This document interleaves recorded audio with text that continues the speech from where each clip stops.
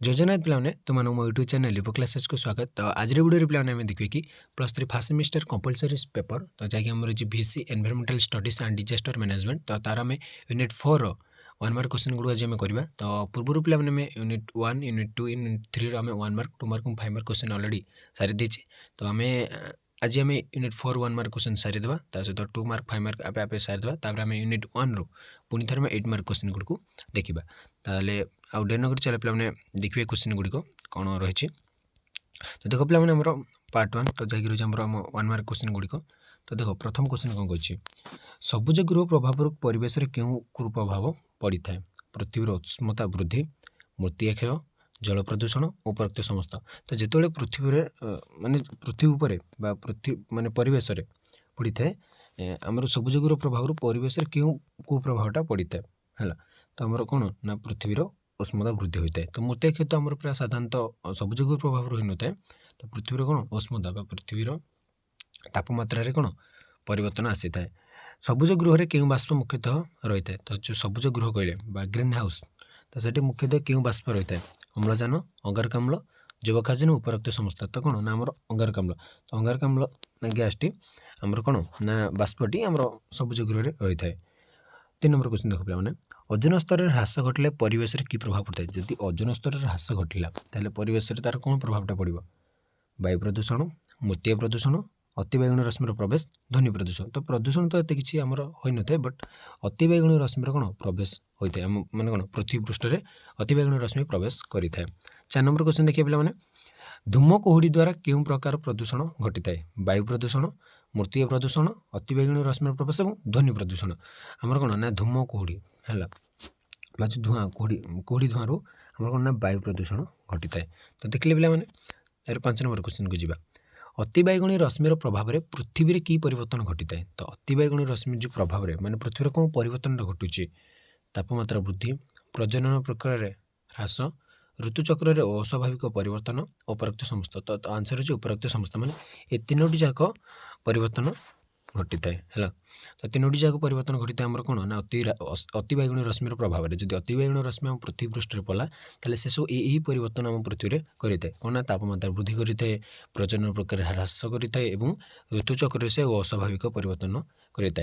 तो यूट्रिफिकेशन क्यों प्रदूषण घटाई थाए। तो ये यूट्रिफिकेशन अच्छे से क्यों प्रदूषण घटाई थाए जल, वायु, मूर्तिका आणविक। तो ये जल है यूट्रिफिकेशन आम जल प्रदूषण में साहाय्य करे। तो निम्नोक्त केउंटी जनसंख्या वृद्धिर कारण होता है उच्च जन्महार, उच्च मृत्युहार, शिक्षार प्रसार और कृषि प्राधान्य।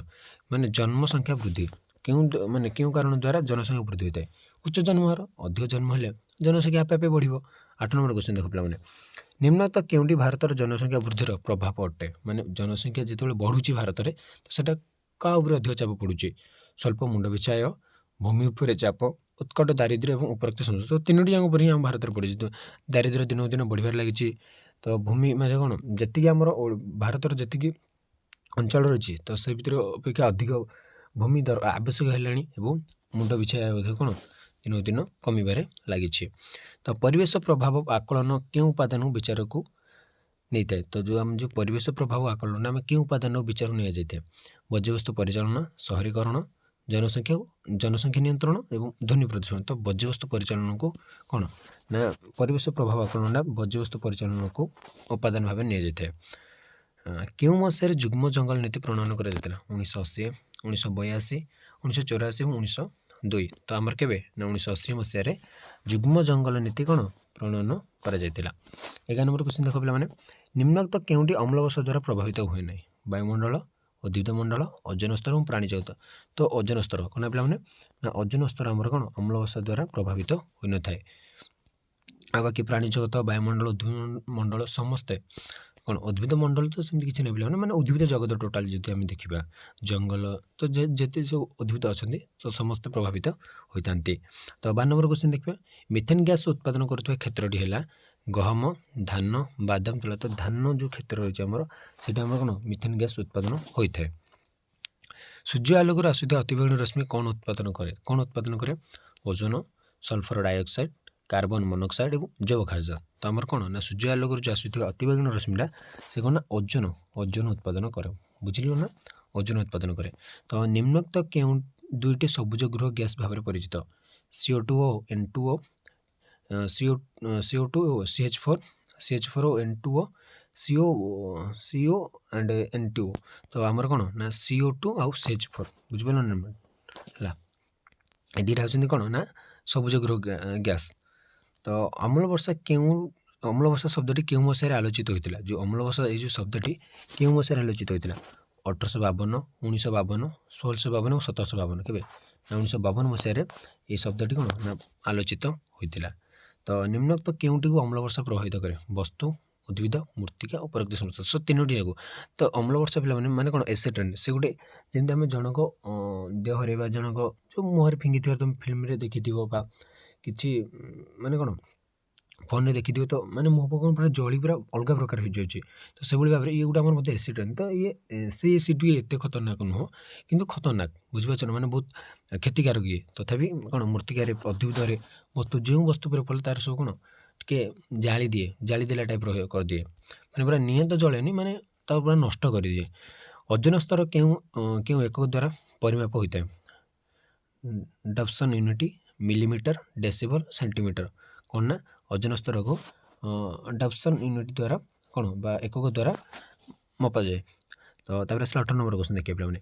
ନିମ୍ନୋକ୍ତ କେଉଁ ଦେଶରେ ପରିବେଶ ସୁରକ୍ଷା ଆଇନ 1986 ପ୍ରଣୟନ କରାଯାଇଥିଲା? ଯେଉଁ ଆମର ପରିବେଶ ସୁରକ୍ଷା ଆଇନ କ'ଣ 1986ରେ ମାନେ କେଉଁ ଉଦ୍ଦେଶ୍ୟରେ କରାଯାଇଥିଲା ଏଇ ନିୟମଟା ବା ସେ ଆଇନଟା? ବର୍ଜ୍ୟବସ୍ତୁ ପରିଚାଳନା, ଜଙ୍ଗଲ ପରିଚାଳନା, ବନ୍ୟଜନ୍ତୁ ପରିଚାଳନା ଏବଂ ଉପରୋକ୍ତ ସମସ୍ତ। ଏଗଲା ବର୍ଜ୍ୟବସ୍ତୁ ପରିଚାଳନା। ତ ବର୍ଜ୍ୟବସ୍ତୁ ପରିଚାଳନା କରିବା ପାଇଁ ଆମର କ'ଣ ପରିବେଶ ସୁରକ୍ଷା ଆଇନ 1986 ପ୍ରଣୟନ କରାଯାଇଥିଲା। ଭାରତର ପ୍ରମୁଖ ପରିବେଶ ସୁରକ୍ଷା ନିୟମଟି କ'ଣ? ପରିବେଶ ଆଇନ, ଜଳ ଆଇନ, ବାୟୁ ଆଇନ ଏବଂ ଉପରୋକ୍ତ କୌଣସି ନୁହେଁ। ତ ପ୍ରମୁଖ ପରିବେଶ ସୁରକ୍ଷା ହେଉଛି ପରିବେଶ ଆଇନ। ପରିବେଶକୁ ବେଶୀ କ'ଣ ସୁରକ୍ଷା ଦିଆଯାଉଛି ବା କଡ଼ାକଡ଼ିଟିଏ ଯଦି ଆମେ ଦେଖିବାକୁ ଗଲେ। ଭାରତରେ ସର୍ବପ୍ରଥମେ ପରିବେଶ ଆଇନ କେବେ କାର୍ଯ୍ୟକାରୀ ହୋଇଥିଲା?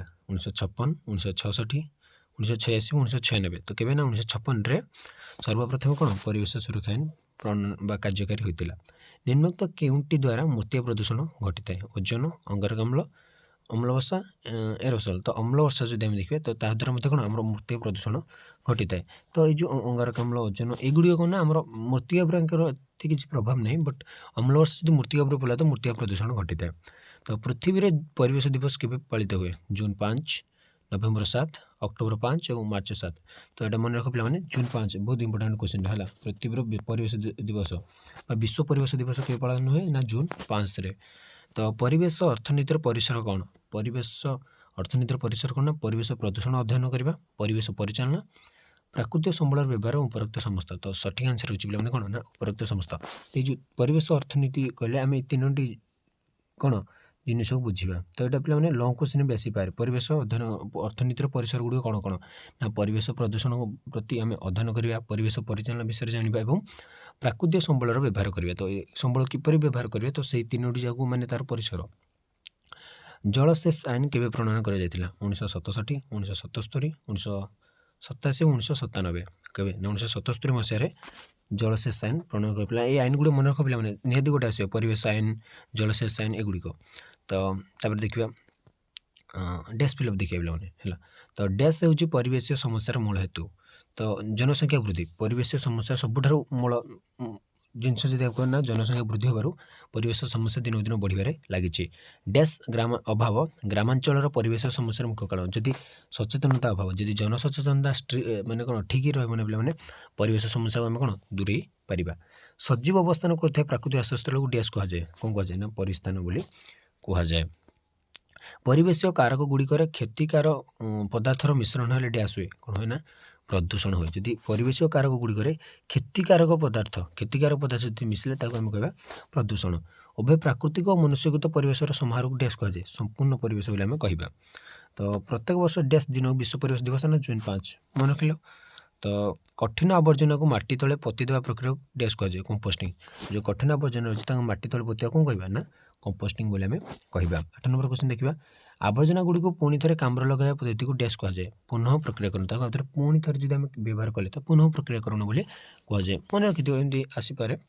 ତ ପାଉଁଶକୁ ବ୍ୟବହାର କରି ଡ୍ୟାସ୍ ଇଟା ପ୍ରସ୍ତୁତ କରାଯାଏ। ଫ୍ଲାଏ ଆଶ୍ ବ୍ୟବହାର ମାନେ କ'ଣ ପ୍ରସ୍ତୁତ କରାଯାଏ ସେଇ ଇଟା। ବିଶ୍ୱ ଓଜୋନ ଦିବସ କେବେ ପାଳିତ ହୁଏ ନା ସେପ୍ଟେମ୍ବର 16। ମନେ ରଖ ପିଲାମାନେ ଏଇଟା। ଡେଟ୍ ଯାହାଟି ମନେ ରଖୁଥିବ, ଗୋଟେ ଦୁଇଟା ପକାଇ ଦିଅ ମଝିରେ ମଝିରେ।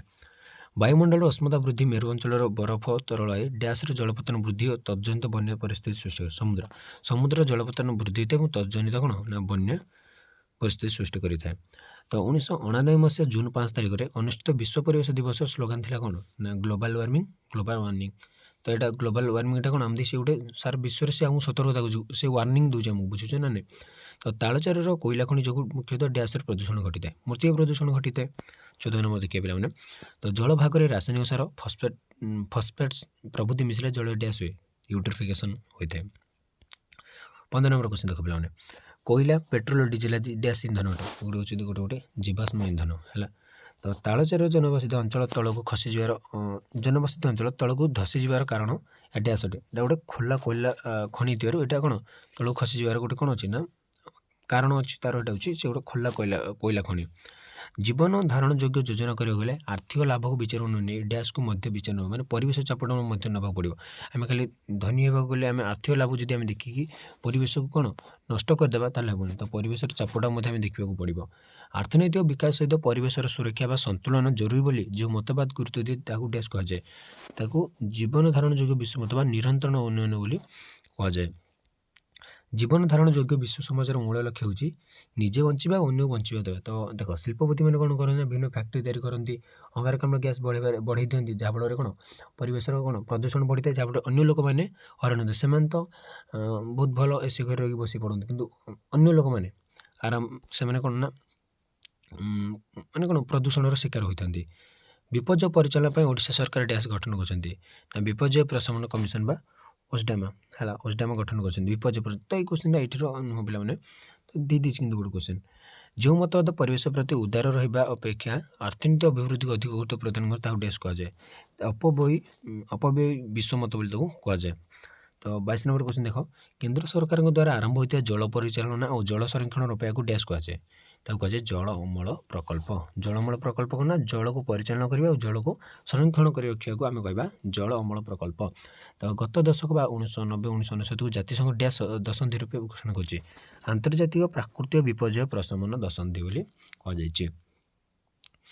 ତ ତାପରେ ଦେଖିବା ପିଲାମାନେ ବିପର୍ଯ୍ୟୟ ଶବ୍ଦଟି ଏକ ଫରାସୀ ଶବ୍ଦ ଡ୍ୟାସ୍ରୁ ଉଦ୍ଧୃତ, ଯାହାର ଅର୍ଥ କ'ଣ ଡିଜାଷ୍ଟର ବା ଡିଜାଷ୍ଟ୍ରି, ଏକ ଖରାପ ବା ମନ୍ଦ, ଏଇଟା ହେଉଛି ଖରାପ ହେଲା। ଜାତୀୟ ବିପର୍ଯ୍ୟୟ ପ୍ରଶମନ ଦିବସ କେବେ ପାଳନ କରାଯାଏ ନା ଅକ୍ଟୋବର 29। ପୃଥିବୀର ସର୍ବବୃହତ ଭୂମିକମ୍ପ ଡ୍ୟାସ୍ ମସିହାରେ ଏବଂ ଡ୍ୟାସ୍ଟାରେ ହୋଇଥିଲା। ତ ଏଇଟା ଗୋଟେ ଦେଖ, ଏଇଟା ଯଦି ଆସିଥିଲା ଭୂମିକମ୍ପଟି ଡ୍ୟାସ୍ ମସିହାରେ ହେଇଥିଲା ନା 1960ରେ ଏବଂ କେବେ ନା 1960ରେ ଆଉ କେଉଁଠାରେ ନା ଚିଲିଠାରେ। ତ 27 ନମ୍ବର କ୍ୱେଶ୍ଚନ୍ ଦେଖିବା। ଡ୍ୟାସ୍ ତମ ସଂଶୋଧନ ଆଇନ ବଳରେ ପରିବେଶ ସୁରକ୍ଷା ଉଭୟ ରାଷ୍ଟ୍ର ଦାୟିତ୍ୱ ନାଗରିକର କର୍ତ୍ତବ୍ୟ ପ୍ରସ୍ତୁତ କରାଯାଏ। ହେଲା 42ତମ ନା ଆମର 1976 ମସିହାରେ ଯେଉଁ ସଂଶୋଧନ କରାଯାଇଥିଲା 42ତମ ସମ୍ବିଧାନ ସଂଶୋଧନ, ସେଇଟା ମେନସନ୍ କରାଯାଇଥିଲା ବା ଲେଖାଯାଇଥିଲା। ମୌଳିକ କର୍ତ୍ତବ୍ୟ ଅଧ୍ୟାୟର ଡ୍ୟାସ୍ ଧାରା ଅନୁଯାୟୀ ଜଙ୍ଗଲ, ହ୍ରଦ, ନଦୀ ଓ ବନ୍ୟପ୍ରାଣୀମାନଙ୍କର ସୁରକ୍ଷା ଉନ୍ନତି ବିଧାନ ପାଇଁ ନାଗରିକର କର୍ତ୍ତବ୍ୟକୁ ନିର୍ଦ୍ଧାରଣ କରାଯାଇଛି। ତ ମୌଳିକ କର୍ତ୍ତବ୍ୟ ଅଧ୍ୟାୟର ଆମର 51 କ ହେଲା, ସେଟା ଆମର ରହିଛି। ତ ଶବ୍ଦ ପ୍ରଦୂଷଣକାରୀ ବ୍ୟକ୍ତି ଓ ସଂସ୍ଥାକୁ ଡ୍ୟାସ୍ ଧାରା ଅନୁଯାୟୀ ଜୋରିମାନା 21 ଧାରା ଅନୁଯାୟୀ। ପିଲାମାନେ ଏଇଟା ମନେ ରଖ, ଯେଉଁ ଦଣ୍ଡ ବିଧାନ ରହିଛି ଯେ ଶବ୍ଦ ପ୍ରଦୂଷଣ କରୁଥିବ। ଓଜୋନ ସ୍ତର ଦୁର୍ବଳ ଯୋଗୁଁ ଡ୍ୟାସ୍ ରୋଗ ସୃଷ୍ଟି ହୁଏ। ଚର୍ମ କର୍କଟ, ଏଇଟା ସ୍କିନ୍ କ୍ୟାନ୍ସର ଉପରେ ବେଶୀ ପ୍ରଭାବ ପକାଏ। ଡ୍ୟାସ୍ ଓ ଡ୍ୟାସ୍ ପତିତ ଜଳର ଜୀବାଣୁନାଶକ ଭାବେ ସାଧାରଣତଃ ବ୍ୟବହାର କରାଯାଏ। ଚୂନ ଏବଂ ବ୍ଲିଚିଂ ପାଉଡ଼ର ଆମେ ବ୍ୟବହାର କରୁଛେ। ଧାତୁ ଏବଂ ଅମ୍ଳ ପ୍ରକାରରୁ ଡ୍ୟାସ୍ ସୃଷ୍ଟି ହୁଏ ପିଲାମାନେ, ନା କ'ଣ ନା ଆର୍ସେନିସ୍ କ'ଣ ସୃଷ୍ଟି ହୋଇଥାଏ ଆମର ଧାତୁ ଓ ଅମ୍ଳ ପ୍ରକ୍ରିୟାରୁ। କଠିନ ଓ ତରଳ ଆବର୍ଜନା ଉତ୍ତମ ରୂପେ ନଷ୍ଟ କରିବା ପ୍ରକ୍ରିୟାକୁ ଡ୍ୟାସ୍ କୁହାଯାଏ। କ'ଣ କୁହାଯାଏ ନା ଭସ୍ମୀକରଣ ବୋଲି କୁହାଯାଏ। ତ ଭୂମିକମ୍ପର ତୀବ୍ରତା ଡ୍ୟାସ୍ ସ୍କେଲରେ ମପାଯାଏ, ରିକ୍ଟର ସ୍କେଲରେ ମପାଯାଏ। କେଉଁ ସ୍କେଲରେ? ରିକ୍ଟର ସ୍କେଲରେ। 35 ନମ୍ବର କ୍ୱେଶ୍ଚନ୍ ଦେଖିବା। ସୁନାମି ଡ୍ୟାସ୍ ଦେଶର ଭାଷା? ଜାପାନ। ସୁନାମିଟା କ'ଣ ଜାପାନ ଦେଶର ଭାଷା। ପ୍ରାକୃତିକ ବିପର୍ଯ୍ୟୟ ନିମନ୍ତେ ଆମ ରାଜ୍ୟରେ ଡ୍ୟାସ୍ ସଂସ୍ଥା କାର୍ଯ୍ୟ କରୁଛି? ଓସ୍ଡାମା ହେଲା। ପ୍ରାକୃତିକ ବିପର୍ଯ୍ୟୟ ପାଇଁ ଆମ ରାଜ୍ୟରେ ଓସ୍ଡାମା କାର୍ଯ୍ୟ କରୁଛି। ତ ଭାରତର ଜନସଂଖ୍ୟାର ବୃଦ୍ଧିର ହାର ଡ୍ୟାସ୍ ମାନେ କ'ଣ ଜନସଂଖ୍ୟା ବୃଦ୍ଧିର ହାର ହ୍ରାସ ପାଇ ଚାଲିଛି, ବୃଦ୍ଧି ପାଇ ଚାଲିଛି ପିଲାମାନେ, ହ୍ରାସ ନାହିଁ। ଜନସଂଖ୍ୟା ବୃଦ୍ଧିର ହାର ବୃଦ୍ଧିଟା ବଢ଼ିବାରେ ଲାଗିଛି, ହ୍ରାସ ନାହିଁ। ଭାରତରେ ମହିଳାମାନଙ୍କ ସଂଖ୍ୟା ପୁରୁଷମାନଙ୍କ ଠାରୁ କମ୍, ମହିଳାମାନଙ୍କ ସଂଖ୍ୟାଟା ଟିକେ କମ୍, ପୁରୁଷମାନେ ଟିକେ ଅଧିକ ଅଛନ୍ତି ଭାରତରେ। ଭାରତରେ ଲିଙ୍ଗାନୁପାତ ବୃଦ୍ଧି ପାଇବାରେ ଲାଗିଛି। ତ ଭାରତରେ ସାକ୍ଷରତା ହାର କ'ଣ 74.04%। ସାକ୍ଷରତା ମାନେ 100 ଭାଗରୁ 100 ଜଣ ଲୋକଙ୍କ ମଧ୍ୟରୁ 75 ପାଖାପାଖି ଲୋକ କ'ଣ ନା ଶିକ୍ଷିତ। ତ ଡ୍ୟାସ୍ ବର୍ଷକୁ ବୃହତ ବିଭାଜନର ବର୍ଷ ବୋଲି କୁହାଯାଏ। 1921 ବର୍ଷକୁ ବୃହତ ବିଭାଜନ ବର୍ଷ ବୋଲି କୁହାଯାଏ। ତ ଆଜି ପାଇଁ ପିଲାମାନେ କ୍ଲାସ୍ଟି ମୁଁ ଏଠି ରଖୁଛି। ପରବର୍ତ୍ତୀ କ୍ଲାସ୍ରେ ଆମେ ଗୋଟେ ଶବ୍ଦ ବା ଗୋଟେ ବାକ୍ୟର ଉତ୍ତର ଦିଅ କ୍ୱେଶ୍ଚନ୍ ଗୁଡ଼ିକୁ ଦେଖିବା 1 ମାର୍କ। ତ ରହୁଛି। ଜୟ ଜଗନ୍ନାଥ।